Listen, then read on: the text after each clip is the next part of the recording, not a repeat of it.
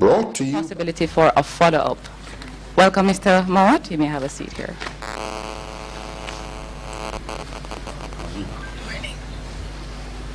So I'll now hand over to Minister Faulkner to offer a statement. Good morning, everyone. Thank you for coming to our weekly press briefing. And we also want to welcome our viewers on the PBCJ and those joining us on the World Wide Web. Since the start of this year, we have seen the abuse and murder of a number of children in Jamaica. The circumstances under which these children have been killed are disturbing. The public has raised concerns, and the matter has often occupied the attention of the Cabinet. Of deep concern are the instances of parental neglect, which exposes many of our children to violence and sexual abuse. Cabinet has approved proposals to amend the Child Care and Protection Act and the Criminal Justice Administration Act. Cabinet has also asked that the necessary administrative steps be taken to improve stiffer penalties for persons who murder, rape, or commit other serious violent offenses against children. The victim's status as a child will be treated as an aggravating feature, resulting in a substantial uplift in the sentence on conviction. It is also proposed to amend the Child Care and Protection Act to insert new offenses of parental neglect and failure of an adult to report suspected exposure of a child to sexual or other abuse. Efforts are being made to ensure that cases relating to violence against children will be afforded priority scheduling and disposal in the courts. And today we have with us Mr. Maurice Bailey, who is the Director of Legal Reform in the Ministry of Justice, and he will explain further and answer your questions. On Saturday, May 2, 2015, the Jamaica Fire Brigade was notified of a bushfire in the district of Mavis Bank. Accounts from the Jamaica Fire Brigade are that the fire was completely extinguished. On Tuesday, May 5, 2015, a second call was received by the brigade advising of another fire in the Flamstead community within the wider Mavis Bank community. To date, no direct correlation has been established between the fires, and as such, they are being treated as separate incidents. Since the fire of Tuesday, May 5, the Jamaica Fire Brigade has maintained a 24-hour presence, utilizing multiple modes and techniques to bring about an end to the fire. The fire is compounded by dry, parched conditions associated with the current dry spell, and what was reported as a single fire soon became patches of fires spanning a wide radius, and wind being a major contributor. The affected areas include Mavis Bank proper, Lime Tree, Tower Hill and Craig Hill to the east, and also Constitution Hill and Violent Bank to the west. We have with us today the Director General of the ODPEM, Major Clive Davis, and we have with us the Fire Chief, Mr. Mowat, and they will answer your questions. You will recall that, Jamaica hosted the President of the United States, Barack Obama, and CARICOM heads of government between April 8 and 9. I gave you a preliminary estimate of the costs associated with the historic event a few weeks ago. That cost included the amount spent on road rehabilitation by the Ministry of Transport, Works and Housing, and a preliminary estimate of the cost for the various events, including for security and media. The cost for rehabilitating roads associated with the visit and the U.S. CARICOM meeting is $207,784,650. And based on invoices and commitments received by the Office of the Prime Minister to date, the cost for the various events is $66,551,579.74. This amount covers security, media, transportation, venue preparation and logistics, health, hospitality and staff welfare, and accommodation. Cabinet has given approval for Jamaica to host the technical meeting of the International Atomic Energy Agency, the IAEA, on research and coalitions for Latin America and the Caribbean from July 7 to 10. The meeting will look at best practices, lessons learned, and issues and challenges related to the enhanced utilization of research reactors. It will also look at cooperation and partnerships within Latin America and the Caribbean through networks and coalition. Jamaica's International Center for Environmental and Nuclear Sciences, ICENS, has taken a lead role in bringing together countries in Latin America and the Caribbean which have research reactors. The IAEA will cover the cost of the conference. And I will give you 2 board appointments, and as usual we will just tell you the chair and deputy chair, and if you need the other names we'll share those with you. Cabinet has approved the appointment of the board of the Clarendon Alumina Production Limited CAP. The board will serve for 2 years from May 4, 2015 to May 3, 2017. The chairman is Dr. the Honorable Vincent Lawrence. Cabinet has also approved a new board for the Jamaica Cultural Development Commission, the JCDC, to serve for 2 years, also from May 4, 2015 to May 3, 2017. The chairman is Mr. Aston Cook, and the deputy chairman is Mr. Christopher Sumuda. And I will ask the Director General of the ODPEM to give you a brief, and then we will open the floor for questions. I don't know if you want to say something before we take the questions. Fire Chief, you will just wait on the questions. Okay, great. Okay. Thank you, Minister. Good morning, ladies and gentlemen. The fires in the Mavis Bank community about 3 weeks ago and its impact on the coffee industry would have brought renewed focus to bushfires, which are common at this time of the year. With those extinguished, as the Minister stated a while ago, last Tuesday the Jamaica Fire Brigade was again called to respond to a fire in the Flamstead area, and this is one of the communities around Mavis Bank.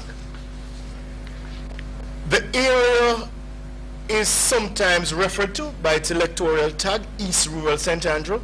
It's a farming community with coffee, bananas, plantain, ground provisions being cultivated. The area is served by very limited network of roads. In some cases, the roads are not capable of having 2 vehicles pass side by side. Many households in the area are served with only footpaths.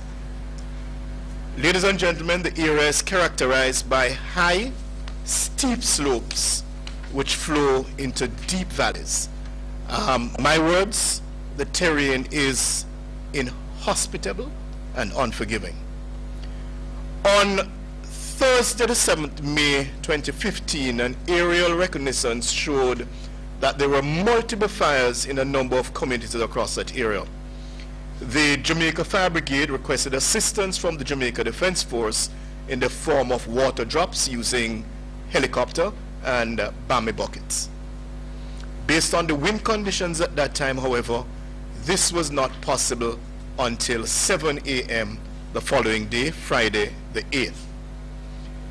The fires are predominantly in wooded or forested areas.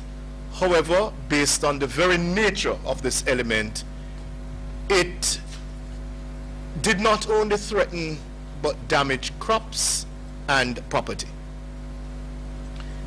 As a result of this situation that existed at that time, on Friday the 8th May 2015, the Office of Disaster Preparedness and Emergency Management convened a meeting of certain key agencies. These included the Forestry Department, the Rural Agriculture Development Agency, RADA, the Jamaica Fire Brigade, the Jamaica Defense Force, the National Water Commission, Kingston and St. Andrew Corporation, and the Ministry of Health.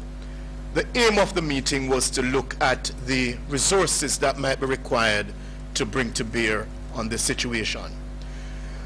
Ladies and gentlemen, it was found that based on the nature of the terrain and the remoteness of some of these fires, it would certainly become necessary to possibly have firefighters hike into some of these areas and employ what I term to be non-water methods to put the fires out. In fact, it means that firefighters would hike into the area and use beaters to kill the fire, as it were. Based on a change, however, of the human resource components and the requirements for human resource, the Jamaica Fire Brigade, it was decided that the Jamaica Fire Brigade would seek assistance from the Jamaica Defense Force. The Chief of Defense Staff threw his support behind the effort, and as a result, on Friday the 8th of May, the 1 Engineer Regiment Jamaica Defense Force was deployed into the area.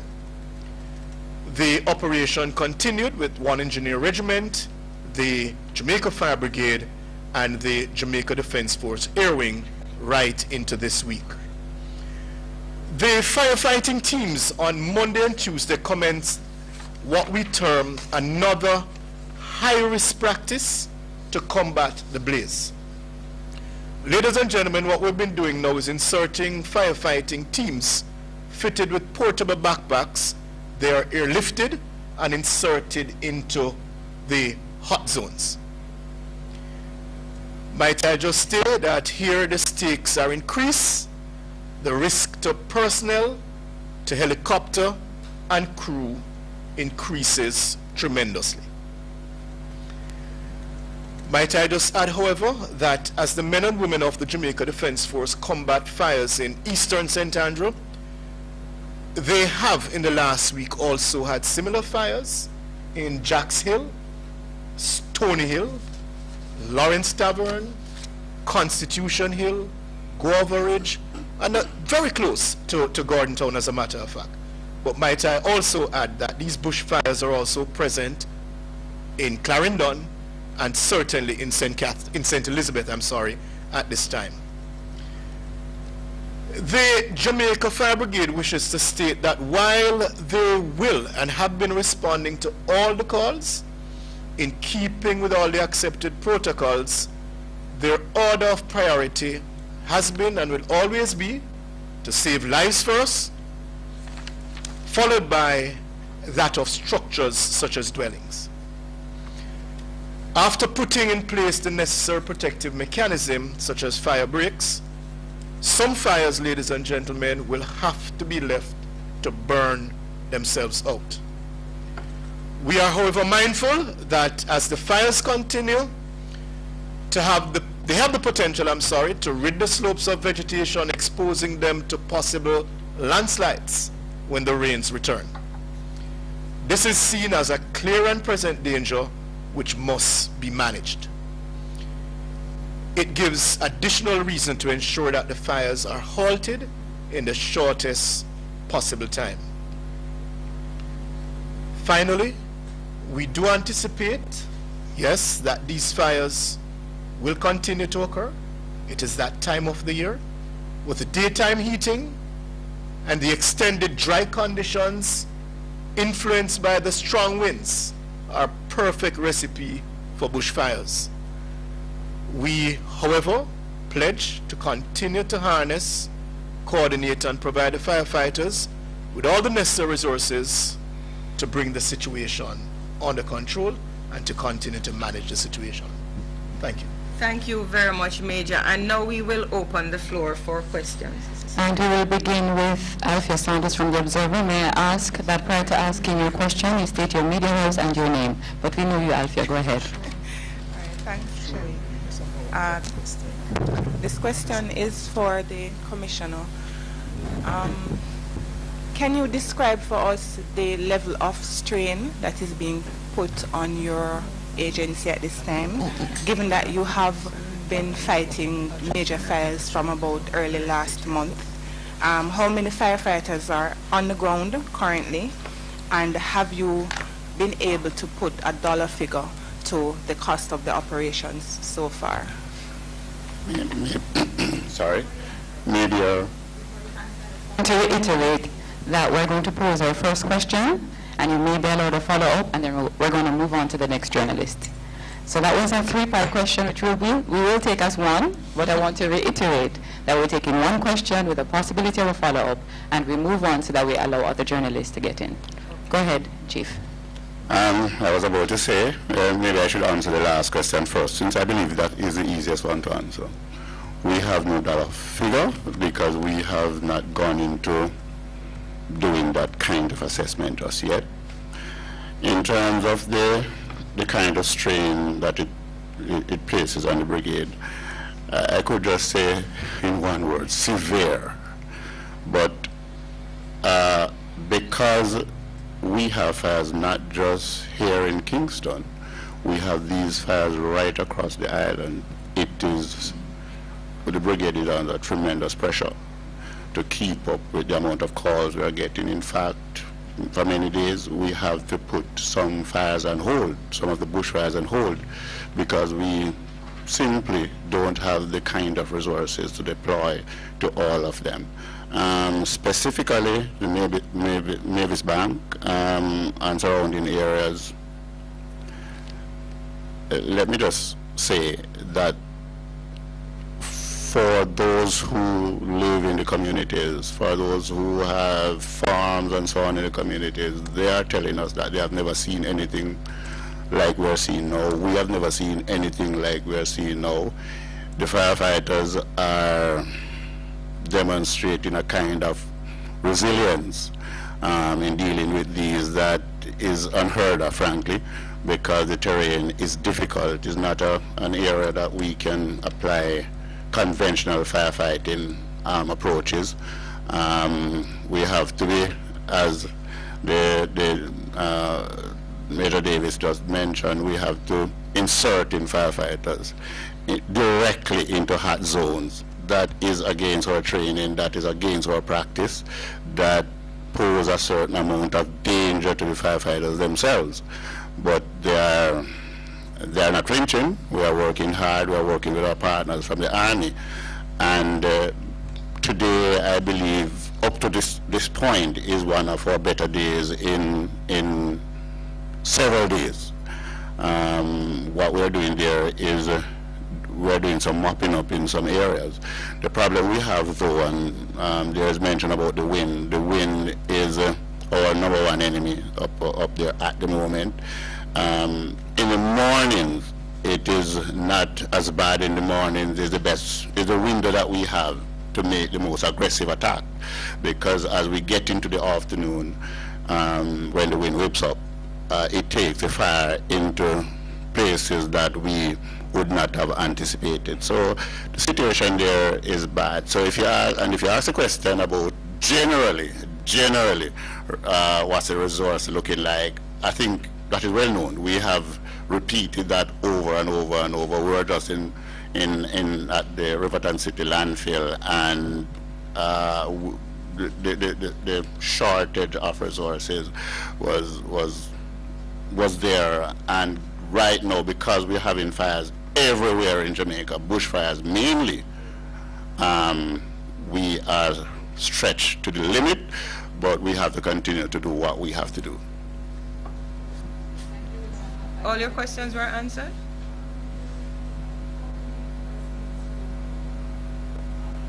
How many persons we have on the ground is not the situation is dynamic. We at the moment we may have about 20, but especially when working with the JDF, we move up to sometime up to 60. Sometimes we're down to 40. So it depends on the circumstances on the ground. It is difficult to say later today how many we will need to have because of the changing dynamics up there. Gary Spalding. Hi. Minister, you indicated that the Child Care and Protection Act is to be amended. Could you give us a timetable, and how do you propose to ensure that the amended act will be enforced? Because I suspect one of the problems we face is enforcement rather than not having laws in place. I think in answer to the first part of your question, these laws were put in place, amendments were put in place as soon as is possible. But I think there's something that really needs to be appreciated when it comes to enforcement. particularly when we're talking in the area of child care and protection, the major mechanism of enforcement of these laws is that the community and the people in the community are willing to report what they see and what they suspect, which is what the Child Care and Protection Act provides for. So to the extent that we, no matter what kind of laws we put in place, if persons aren't willing to report and to be conscious of and aware of what they see, we could put in as much laws as we want. But it is reporting that is going to be very critical in all of this. And to that extent, it's in fact, I'll just go through what is proposed to be done. One of the things that is going to be done, for example, is to expand the reporting mechanism that is in the Child Care and Protection Act. Currently, reports are to be made to the OCR, that's the Office of the Children's Registry, and then they disseminate that to the OCA, to the CDA, to the police if necessary. One of the proposals is going to be that the act is going to be amended so that reports can now be made directly to the Office of the Children's Advocate, to the CDA, and also in particular to Sisoko, who have special expertise in dealing with these sorts of matters. And that will also enable there to be a wider spread in all of the communities of Jamaica in terms of having access to points where suspected abuse of children can be reported. So that was one item that will be inserted in the CCPA, and that will allow the communities to have greater access to points where reports can be made. The second thing that will also be done is to seek to prioritize cases that involve children in the courts. And that is a discussion that will take place with the Chief Justice to see how that can be effectively done. In terms of other amendments to be made to the Criminal Justice Administration Act, it is proposed, and I'll just read it for ease of reference, that a provision will be inserted in the Criminal Justice Administration Act which will make the fact that a child is a victim in this particular offense an aggravating factor. And if the maximum penalty for the offense is imprisonment for a period of term of 10 years or more, the court will be empowered to impose, in respect of that aggravating feature, an additional term of imprisonment not exceeding 10 years over and above the sentence that the court would impose were the victim not being a child. So where you have, for example, an assault on a child, if the court is of the view and is so minded, the fact that this child is now a victim becomes an aggravating factor, and where the maximum sentence could be 5 years, the court could determine to add extra term to really penalize that kind of behavior towards a child.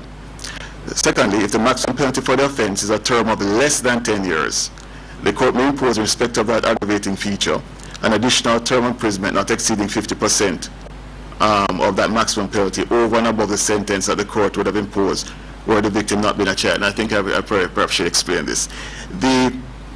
Where the sentence of imprisonment is over 10 years, and those are offenses that would be tried normally in, say, the circuit court. The court may impose, depending on the nature of the offense, anything from a few years to life imprisonment. If the court determines that an offense, for example, rape, for example, where there's a statutory minimum of 15 years imprisonment, the court may determine this is a child, we're going to add another 5 years, another 10 years, depending on the circumstances of the case. A discretionary clause? It is within the purview of the judge to determine in the particular circumstance what is the appropriate penalty. Gary, I just want to add, you asked about the timeline, just to let you know that drafting instructions have been issued to the Chief Parliamentary Council, so that will give you an idea. So the process is already in train. Also, I think how we are going to help to police this as well. I think, unfortunately, in many areas of our country, people are not aware of what is child abuse, and I think that we are going to have to do some serious public education to make persons aware of what they need to look for and how they can report it. Thank you, Minister. Moving on to News Talk. Okay. Good morning, Kayla Wright from News Talk 93 FM. This question is for Major Davis. What precautions, if any, were put in place or have since been put in place to prevent a further spread of the fire? The fire chief should probably take that one, yes. And the precaution is to construct or to cut fire breaks. And what that means is that an area would be on fire. We examine the wind direction to determine where the wind would take the fire. And we clear a path between the area that is burning and the unburnt area, the area that is not yet affected by the fire. In many circumstances, including up there in the hills, that work and work perfectly. The difficulty with that, however, the wind is so strong that many times the fire breaks just do not work. But that is a function of the wind. It is something that we use from time to time whilst we're on the ground. The best precaution that we can put in place is to continue to provide the public with education in terms of what to do and what not to do in terms of the use of open flame. There is no other mechanism that we can find, right, that will reduce, if not eliminate, these huge fires on the hillside. It happens every year. So it is the public that we have to focus on and how they deal with fires, because there is no secret that a big part of the problem of what give rise to these fires is the farmers who are clearing land. Slashing and burning is yet the #1 problem. Right? And it is a public education that we have to continue to use to educate them and to get them to buy into the idea. The matter of clearing land is an economic reality for those persons. It's much cheaper to use fire to clear land. But they have to understand that in as much as a saving may be accrued from doing that, the kind of damage that can happen because of that, if the fire gets out of control, make the saving pale into nothingness, really. And so that is the safest method, that is the best practice that can be employed, especially up in the hills of St. Andrew there. With normal firefighting can't take place, and Major Davis did mention some of the places you can't, a fire truck cannot get there. You can't ask the JDF to use their bamboo bucket to drop water, because they have to drop from so high because of those steep mountain range. They have to drop from so high, and when the wind is high, it just blows away the water. So public education and insisting on people desist from the practice is what we have to do. Okay, you said slash and burn is the main cause of the fires. Absolutely. Is there any consideration for stiffer penalties for persons or for these fire starters? I'm not sure. Listen, you have to catch people in order to impose the stiffer penalty. I'm not sure. It's good if we have the regulation and we have very stiff fines, but you have to catch those persons, and we believe even though we can use that, the method we have been using and will continue to use of public education is going to be far more effective. A follow-up to the Child Care and Protection Act. You said that you'll create more avenues in which people can actually report abuse of children. But you also stated that the problem has been that people are just not coming forward with the information. So how will this amendment really address that situation? I think the minister mentioned that there's going to have to be a lot of public education in relation to this, to raise people's awareness.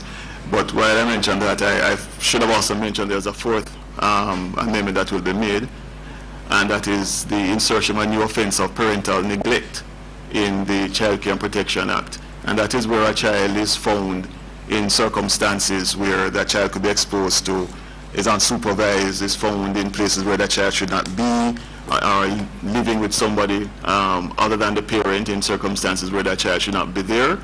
The parent of that child who is aware of this can now be will now be prosecuted under the Act. The penalties in Section 9 of the Child Care and Protection Act are fairly severe, but also, and in recognition of the kinds of problems that we do have, the provisions also going to be made for when that parent comes before the court, that the judge will be able to, among other things, order that that parent attend parenting training seminars put on by the National Parenting Support Commission or an entity accredited by the minister for that purpose, so that we can raise that level of awareness and education in relation to our children.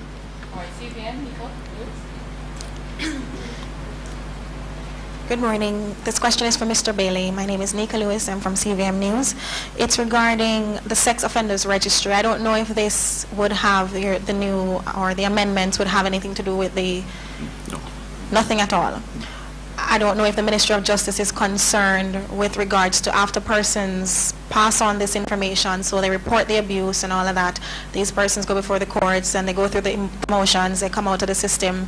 What happens next? I think that should be another step to consider. Well, if you're speaking about the sex offenders registry, there is a monitoring scheme and there is an existing sex offenders registry. Well, we did a story on it, sir, with respect, and it highlighted that there were several loopholes in the system where sex offenders didn't even have photos. They weren't followed up after the process. We couldn't locate several of them afterwards, and there was supposed to be a follow-up which we were unable to get. So I understand the problem, but you should also be aware that there is a joint select committee that is reviewing the Sexual Offences Act, Child Care Protection Act, and looking at matters that relate to violence against women and children. And I believe these are matters that would also, I think, come up in that joint select committee. I think part of the initiative of the government is that while seeking to deal with the issues that are here, because these are not the only things that are going to be done. We also have to be mindful of the fact that there is a committee of parliament that is seeking to review all of these things because of the very same concerns. So we hope that we are confident that these will all be addressed. Anika, if the issues that you raised and that you saw, maybe if you can share those with us, we can pass them on to the Minister of Justice, so we can pay a little bit more attention to, you know, when you did your follow-up and where you saw whatever loophole. So we can look back at it to see if there's anything that we need to fix. Sure, we can pass on that information.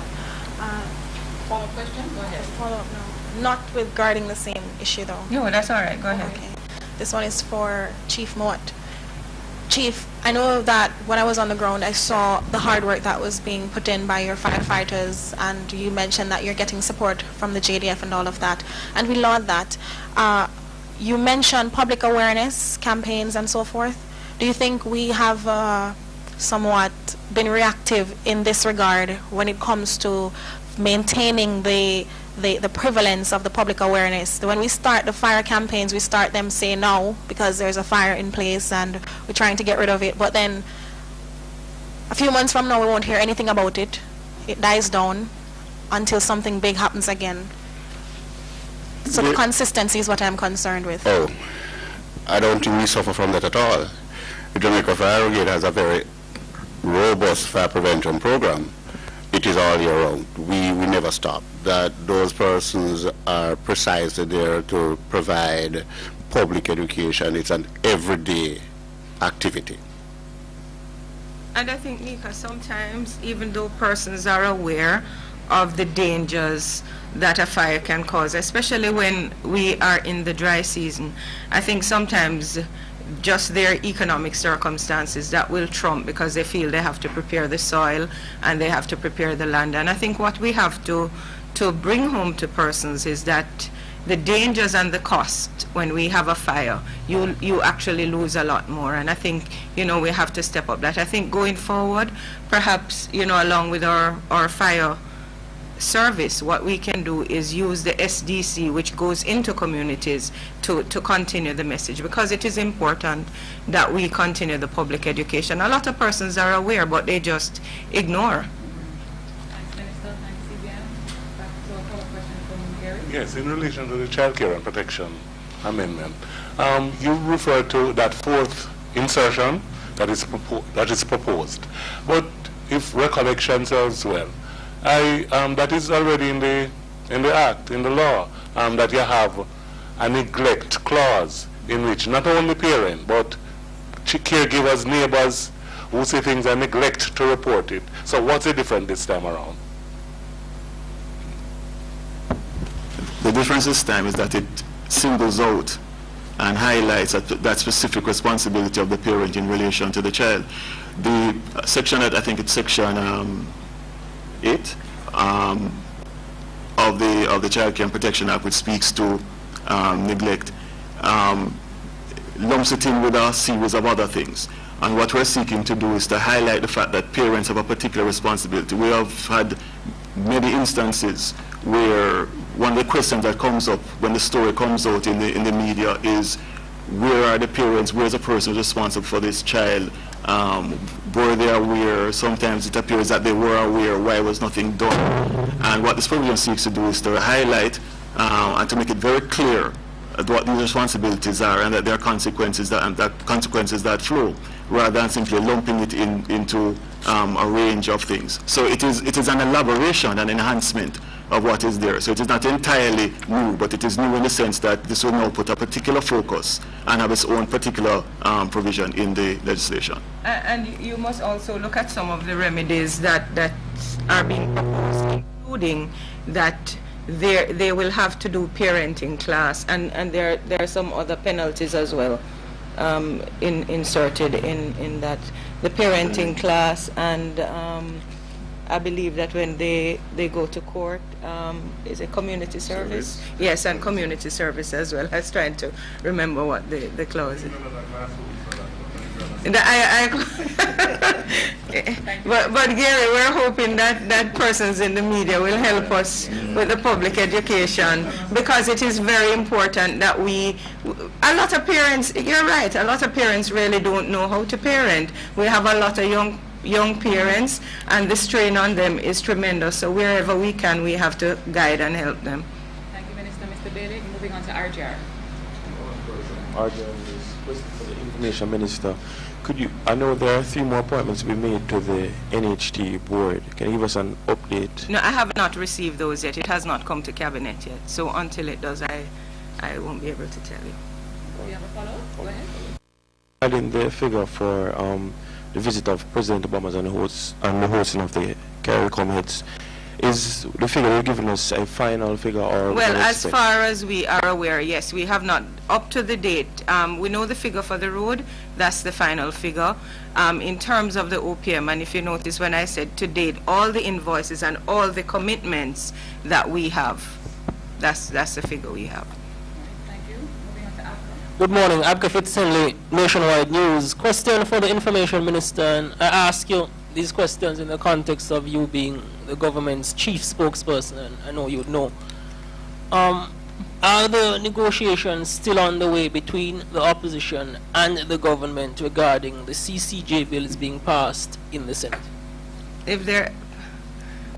The person who would be leading that would be leader of government business in the House. He has not updated me on that, so I would not be able to speak about that. Okay. Minister Paul Well, who is the leader of government business in the lower house, has all but conceded that a proposal was made to the opposition, advanced by him, in relation to passage of the bills, the opposition supporting the passage, and after the passage, a referendum would be had. Was the minister authorized by the administration, perhaps cabinet, to make such an advance, or was he on a frolic of his own? No, I would not say the minister was on a frolic of his own, but it was not a cabinet decision. The minister, as far as I know, used it was an MOU, and it was a draft MOU, which when I spoke to him, it was basically for discussion purposes only. Thank you. Minister? Thank you.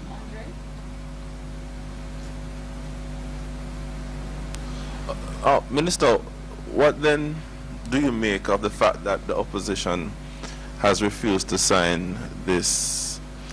You know, I don't make much of it. I think that, you know, we have vibrant political parties, and we always have differences of opinion, and in politics you can have discussions about coming to one side or the other. It is their choice. We believe that the CCJ, the government of Jamaica believes that the CCJ is the right way to go for the Jamaican people. We believe that certainly for persons like myself, I could not afford to take a case to the Privy Council if I had one. So I certainly would like to see the CCJ in operation. And I think for the vast majority of Jamaicans, they can't afford to pay a lawyer to go to London, to put up a lawyer in a hotel in London, or to pay their own way to go there either. So I believe that, you know, in terms of the economics of it, it is the right way to go to ensure that justice is provided to all Jamaicans. But one of the things that was in that MOU was for a referendum if the government could vote to support the bill. And the opposition is saying, why not do the referendum route first if you are at all prepared to do a referendum? What I can say, I am just telling you what the report I got from the leader of government business in the House, that draft MOU was purely for discussion purposes only. Thank you. I believe that is, or you have a follow-up, Abka? One follow-up and then we close. All Minister, regarding what you describe as the MOU. Yes. A draft MOU. A draft yes. MOU, indeed. The thrust of the argument from the administration of which you are a part, which I've always gotten, is that in relation to the vote in the Parliament, in the Senate and the upper house and the lower house, conscience must prevail, yes? And a part of that MOU essentially was suggesting... Could you repeat? I didn't quite get a part of your question. I've generally heard from the government, of which you are a part, that conscience must guide the vote in the Senate and the upper house and the lower house, yes? But a part of the MOU essentially was seeking to get the opposition to commit that at least 50% of their members would vote for the CCJ bill.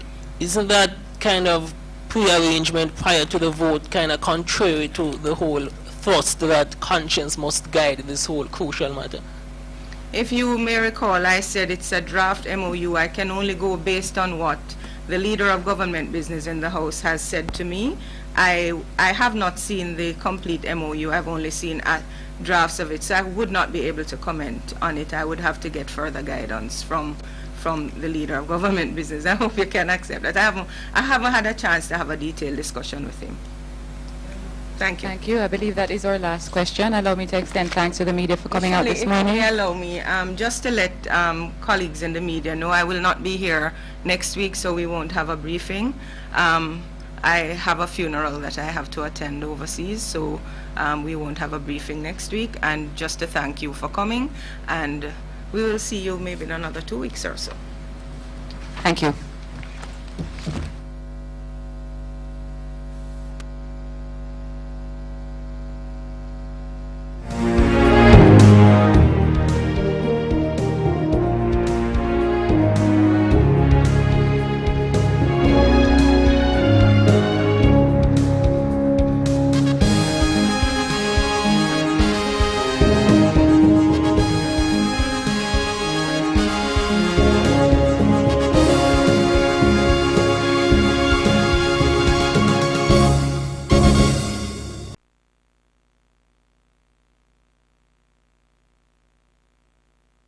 Brought to you by Telligence Inc. Telligence Inc., turning broadband and internet into services. News. Current affairs.